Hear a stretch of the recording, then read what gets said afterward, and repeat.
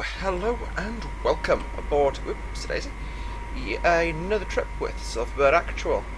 Now, a little while ago, before I went away to the Czech Republic for a few weeks, I made a series, started a series called the A330 Academy. Now that series will come back, I promise. But between now and then, me, you, and K-Dog, and her open outflow valve, will be having a little go at flying the DC-9. DC-9, basically one of the first narrow-bodied, reasonably successful civ jets, similar to the 737-200, what was from the same era really, and 737-200 caught on, DC-9 not as much, but it survived in various incarnations, ending in the 717, which it was finished, production was cancelled in 2006 after all orders were fulfilled. But this is obviously the Flight 1 McVat DC-9, so we're just going to jump into the pilot seat. After all the textures load in. As you can see, I'm in cold and dark, a bit scary, I know, but we have to deal with that and get ourselves underway. So, I'm going to pull the handy checklist out. Okay, so maintenance status. Well, that's not simulated.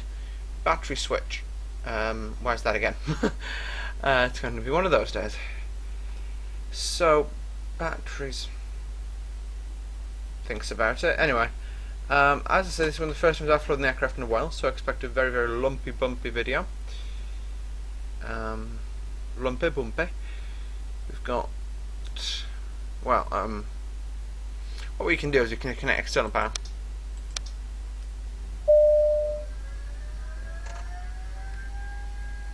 The IOUs coming online. Or the gyros.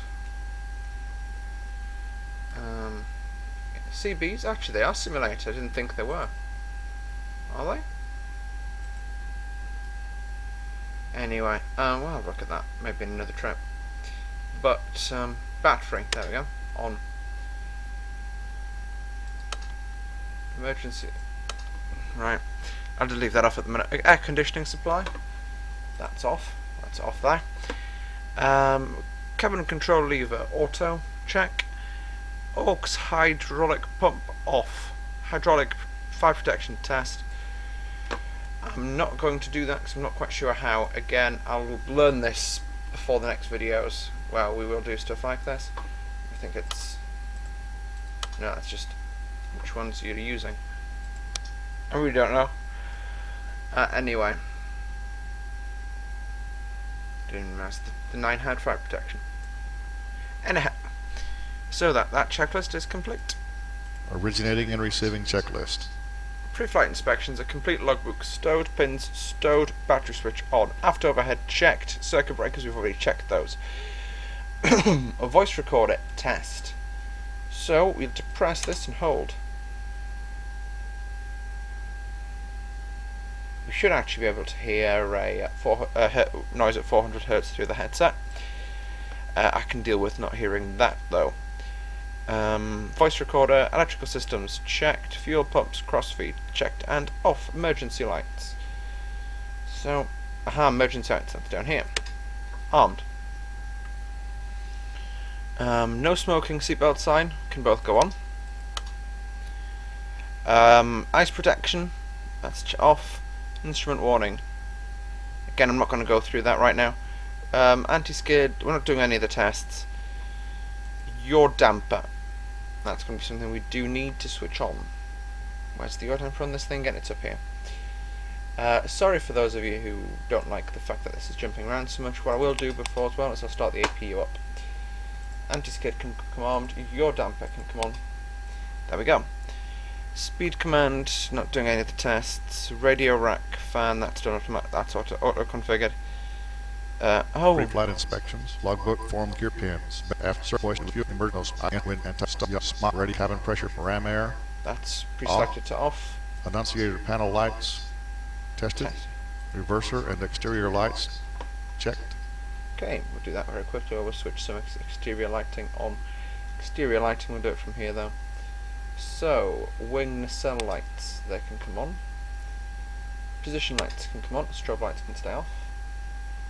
Master caution will cancel. Flight director menu, no, we'll leave that off. We can extend those. And that'll be that. Oxygen system. Again, not Static simulating. select, air data shut off. Why just simulated, but we're not doing Normal it. flight instruments.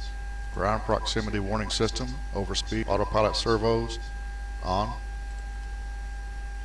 So that means going down here. That's engaged.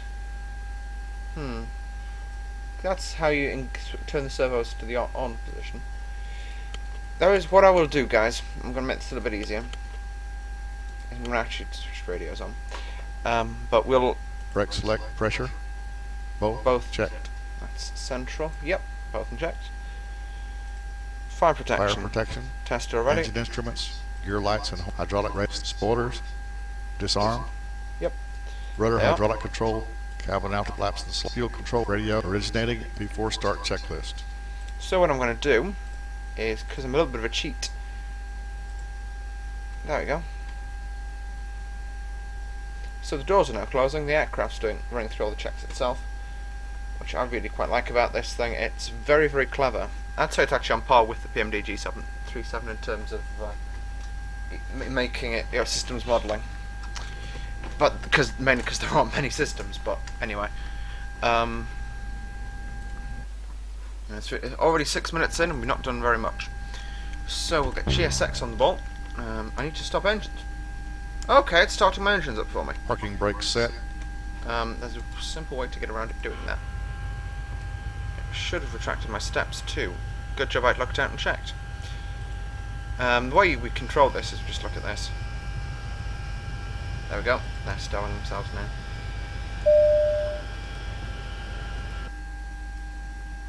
That's the bing bong from the cabin. Captain, the cabin is secure. I love flying. Especially flying the vintage aircraft like this just makes it so much easier. Oh, so it's actually harder, but it's easier, if that makes sense. I know it doesn't, so bear with me. On. Anti-collisions are on. These can come on now.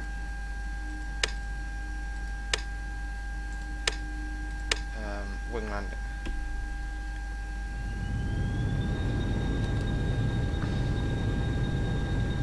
Parking brake released. There's reverses to do this. Idle reverse already. Whoa! Will not clip anything, because I think the way this aircraft works is if you don't clip it with the nose, you won't clip it with the wingtip. If you're doing minimum radius turn like this. It's a very weird aircraft to fly. And taxi as well, I suppose. Anyway. So we'll look at the speed cards. Now, this is for our present gross weight, I believe. I will confirm that now by just quickly jumping into the fuel window, which will freeze your view for just 1 second.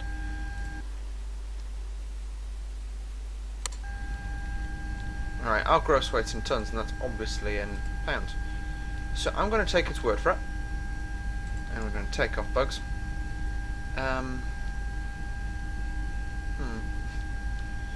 In all fairness, do a flapless departure. Right. And well, we'll not be using engines. Well, we're not doing engine failures, hopefully. Hopefully the systems modelling is good enough that we won't need to do that. Okay. I've just realised I've switched the VFR scenery off, which I suppose is probably a good thing if we're doing stuff like this. Makes navigation a little harder, but yeah, I'll discuss why. Well, it makes the navigation a little harder, but it reduces the fast rate and the straight on the sim to give us an overall better experience. After start checklist. Annunciator panel. That's checked. Checked. Ignition. Off. Off. Engine anti-ice. On or off. Off. Electrical system. Checked. Air conditioning supply. Auto. Hydraulic system. On. High. On. Check. Door lights and lock. Shoulder harness. On. On. After start checklist complete. Before takeoff checklist. Okay, standby horizon. Standby horizon and flight instruments. Checked. Checked. Stabilizer, trim tabs, 0 and 0. flaps and slats. slats, Checked. blue light. This aircraft's very good in terms of how quickly it taxis. Just going to have to tap the turbo brake on. Takeoff data and EPR set. Takeoff warning. Air conditioning auto shut off. Arm anti-skid. Arm. APU on or off. Off. Flight controls Checked. checked. Annunciator panel checked. Take-up briefing, we've made it a mental one. I'm just going to stop the aircraft on the runway whilst we're doing before takeoff checks. Parking brake set. Takeoff briefing Complete. complete. Takeoff minimum fuel quantity Checked. Required on board. Takeoff announcement complete. Radar transponder normal on. Ignition both. Right, I'm just going to cheat again, just to make sure I didn't miss anything. Because I'm pretty sure it near enough configures you for takeoff. But there we go. So that's us now configured for departure.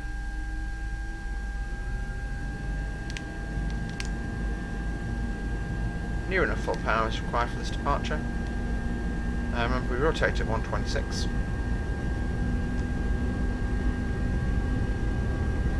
Whoa, and just went over through our EPR. There we go. That's our EPR fine tuned. And now I'm in the left. Checked.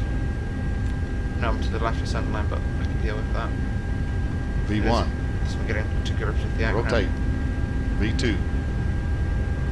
V2 plus 10. Check. Hold the speed in the climb. Close right, gear up. Gear up and locked. Just going to rotate the nose up now. Today's flying is going to be fully visual, so it's going to be a bit of a challenge for me personally, but we'll get on with that in a bit. Okay, I'm just going to pull back a bit. Just go with the nose. Coming back. Climbing up to about 2,000, 2,000 or 3,000 feet. In all fairness, Flaps retracted. in all fairness, I'm really not fast.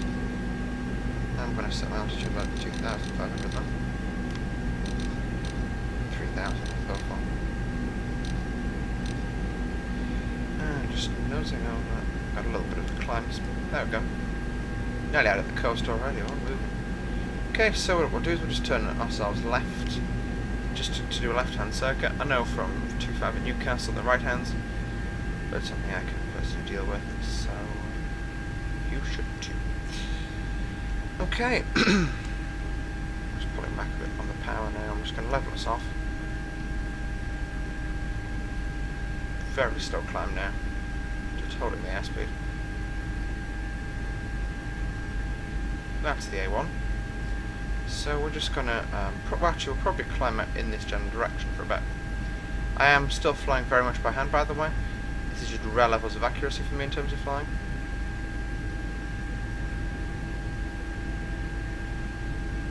The aircraft seems to think it's got no fuel on board. That might be an issue. But what we'll do is we'll just, again, something I probably should have done beforehand, well, I definitely should have done beforehand. It's just swing my track comms. 114.25. There we go. That'll give us an accurate range on well, the centre of the airport. It's about a mile. Could take about a mile off that to be at the threshold of 07, which is the runway we took off from. For some reason, I don't like landing on 07. I just like taking off from it, even like that in the real world.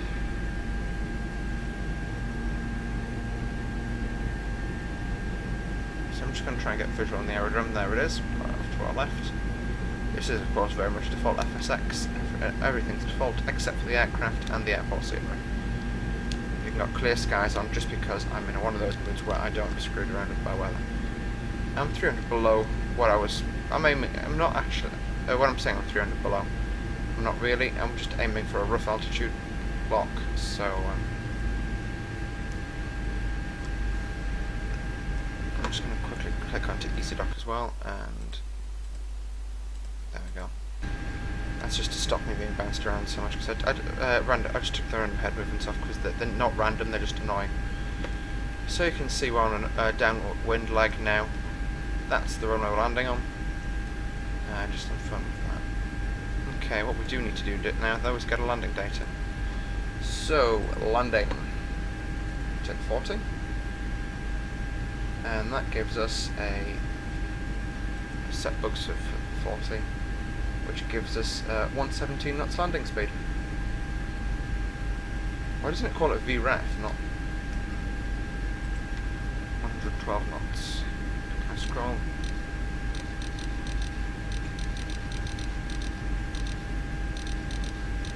It's about the airspeed there, that fine line there. Flaps up, slats retracted. Slats extended, flaps 5. Just gonna have a little bit of flap out, just to give me the ability to fly that in an easier way.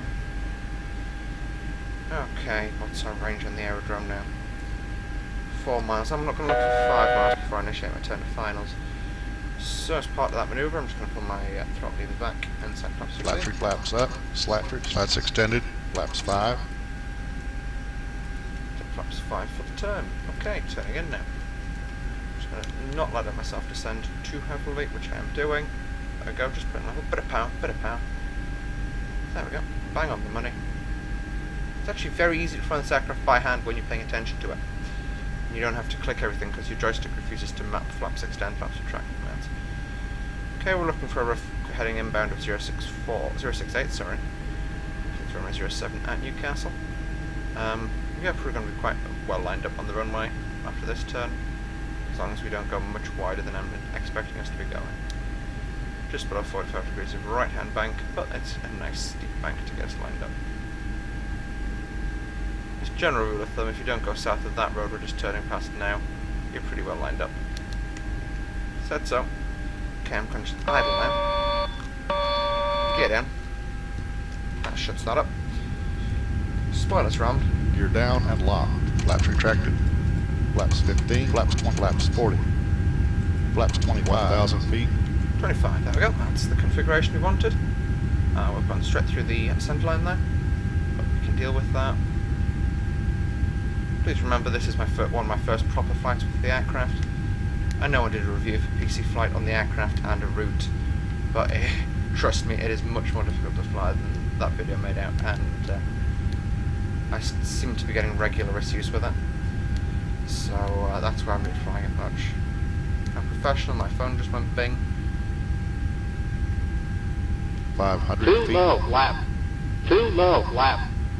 Too low, flap. Too low, flap. Too low, flap. Too low, flap. Okay, Too low, 300 flap. feet. Too low, flap. Shut Too low, flap. Shut your Too mouth. low, flap. Too low, flap. Too 200 low, feet. Well, I flap. know we're a little bit fast. Too but low, flap. Again, it's Too low, not flap. massively fast. Too It's low, actually flap. quite a realistic 100 approach. Too low, flap. Too low, flap. Too Don't know how to low, switch flap. the thing off. Too low, 50. flap. 30, 10, And we're down. Reverses. I'm not actually using any wheel brakes right now. I did also arm spoilers before touchdown, whether they've come up, that's a whole new question. Holy cow! I've just noticed something. My total fuel quantity is currently going down through £29.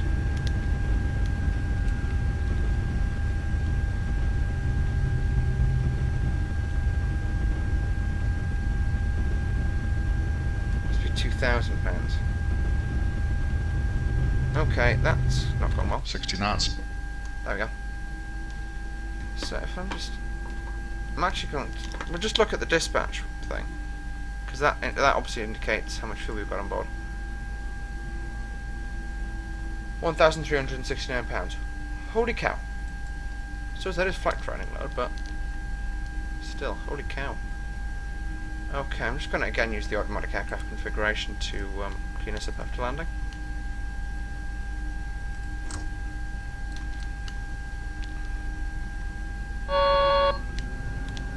Takeoff config horn still works.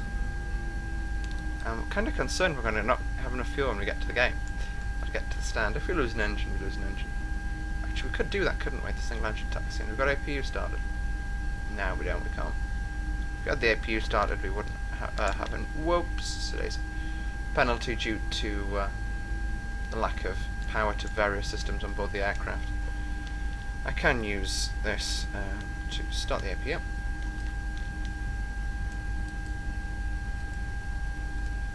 Number 2 engine comes off. And number 2 side. Alright, it's... How? Yeah, right, oil pressure low. But it's interesting that we've got no fuel low warnings going on right now. I know I'm off-roading the aircraft. Again, it's one of my first trips with the aircraft.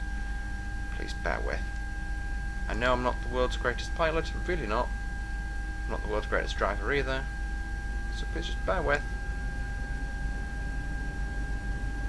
So apparently I've got no fuel on board right now. Not far from that. Good job I've got the unlimited fuel thing switched on. Apparently in the real world they use this. Don't know what bump I just went over. Where they get, and apparently this actually caused a crash. That apparently just behind my seat there is a switch which I can use to override the GPWS. That does this. And pilots trigger that during the single engine taxi outs / ins. And that caused the crash of a aircraft that took off without any flaps. Because they had a runway change, forgot, and kind of got confused and forgot to put it back in. True story. End result. One DC-9 crash. I believe there was about 110 deaths, 1 survivor. That's why be careful with your flying, guys. Another bump! Where did these bumps come from? It's either that or I've broken something on the aircraft. Anyway, so I'm just gonna slew myself. What I'll do is I'll ask for the gate, which would be gate 60. Should we get to 61? Nope. And then, because again I'm a little bit of a dirty cheater, as everyone was telling me, I'm still not sure. We'll get handled by Service Air, even though they're not at Newcastle anymore. Wow, those dem jitters do. Hashtag FPS drop. Hashtag. Yeah, we can see them over there now. We've also shut down the number 2 engine because it's a right-hand turn in a stand. There we go. So I'm just going to near enough do this just to get ourselves rolling again.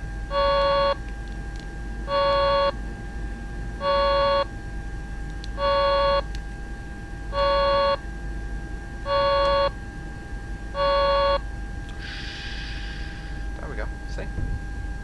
Again, another bump. Either I've broken my FSX, another bump. But no other aircraft actually experiences bumps when coming into this area of the airport. It's actually a car park at the minute. I noticed that probably I would say probably stand 60 is currently a car park, but 61 isn't. So it'd be okay to use it. Okay, we can now take this off. Nose wheel light, and I'm going far too fast for this stage. But we can just stand on the toe brake pretty much.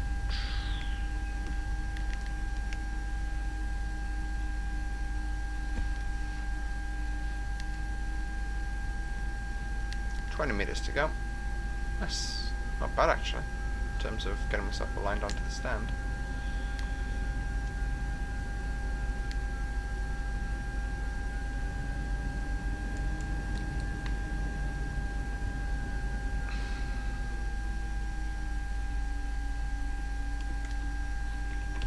Park brake set. Oh, I did that again. Parking brake set. There we go. Whoa. Not quite sure what happened there, but anyway, since we're technically out of fuel, we'll get ground crew to connect the GPU. GPU is now connected and taking a power off from the rest of the aircraft. And there goes the number 1 engine. Engines are now off. So folks, that wasn't very good parking. Go stuff yourself. I can't seem to park to make you happy. Anyway folks, there we go. Thanks for watching, and we'll see you in the next one. Have a nice Saturday night.